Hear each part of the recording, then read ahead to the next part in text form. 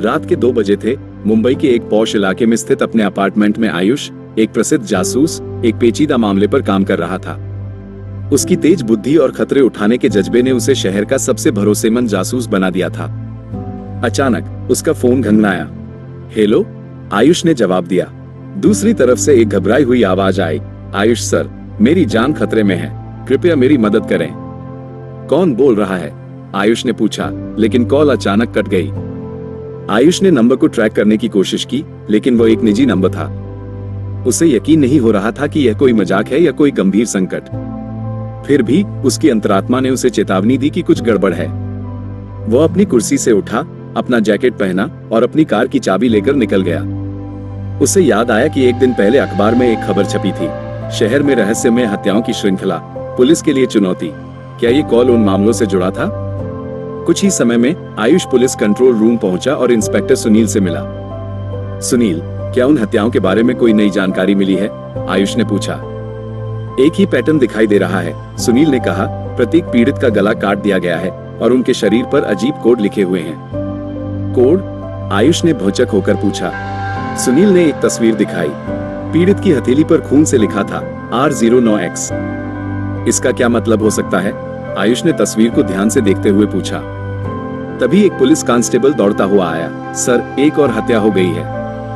घटनास्थल पर पहुंचकर आयुष और सुनील ने देखा कि लाश उसी पैटर्न में पड़ी थी। गला काटा हुआ था और हथेली पर लिखा था R10Y। आयुष को अब यकीन हो गया कि यह एक सीरियल किलर का काम है। R09X और R10Y, ये कुछ संकेत दे रहा है, लेकिन क्या? जांच के दौरान एक चौंकाने वाली खोज सामने आई।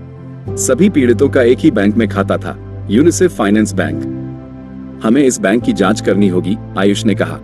अगले दिन आयुष और सुनील बैंक गए और मैनेजर से मिले। क्या आप इन लोगों के बारे में कोई जानकारी दे सकते हैं? आयुष ने पूछा।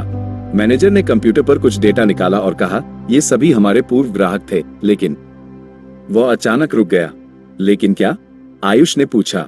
उनके खाते 3 साल पहले एक घोटाले के कारण बंद कर दिए गए थे। अब कहानी का खाका स्पष्ट हो रहा था। आयुष ने बैंक के पुराने रिकॉर्ड की जांच की और पाया कि 3 साल पहले बैंक में 2 करोड़ रुपए की धोखाधड़ी हुई थी। बैंक ने एक कर्मचारी अमोल देसाई को दोषी ठहराया था, लेकिन अमोल की कहानी दिलचस्प थी। अमोल को 3 साल पहले जेल भेजा गया था, लेकिन वह 1 साल पहले ही रिहा हो गया था और गायब हो गया था।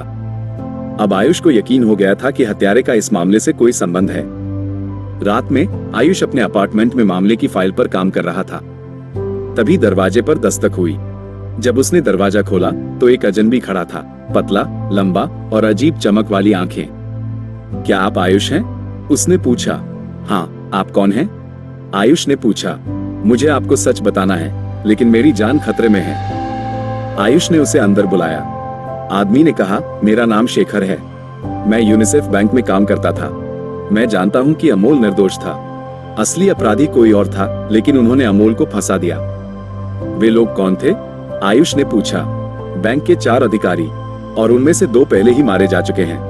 तो इसका मतलब है कि 2 और लोगों की जान खतरे में है? शेखर ने सिर हिलाया। हाँ, और शायद मेरी भी। अगली सुबह पुलिस को एक और लाश मिली। ये बैंक के 3रे अधिकारी की थी। अब आयुष को यकीन हो गया था कि 4था अधिकारी अगला निशाना होगा। उसका नाम अजय मेहरा था। आयुष और पुलिस ने तुरंत अजय को सुरक्षा में लिया, लेकिन आधी रात को अजय भी उसी पैटर्न में मृत पाया गया। आयुष पूरी तरह से हैरान था। अगर अमोल निर्दोष था तो ये हत्याएं कौन कर रहा है? फिर उसे एक झटका लगा। क्या ये शेखर का कोई खेल था? आयुष ने शेखर को ट्रैक किया, लेकिन वह गायब था। फिर अमोल की पुरानी फाइल में उसे एक अजीब दस्तावेज मिला। अमोल का एक जुड़वा भाई था, आकाश देसाई। तो क्या ये सब आकाश कर रहा है? पुलिस ने खोजबीन की और पाया कि आकाश पिछले 1 साल से छुपा हुआ था। अंततः पुलिस ने एक पुराने गोदाम में आकाश को ढूंढ निकाला। हाँ, मैंने उन्हें मारा, आकाश चिल्लाया। क्यों? आयुष ने पूछा। क्योंकि उन्होंने मेरे निर्दोष भाई अमोल को जेल भेजा, जहां उसने आत्महत्या कर ली। उन्होंने उसे एक अपराधी बना दिया, जबकि वह बेगुनाह था। आकाश को गिरफ्तार कर लिया गया, लेकिन आयुष के मन में एक सवाल अभी भी बना हुआ था। क्या ये वास्तव में अंत था?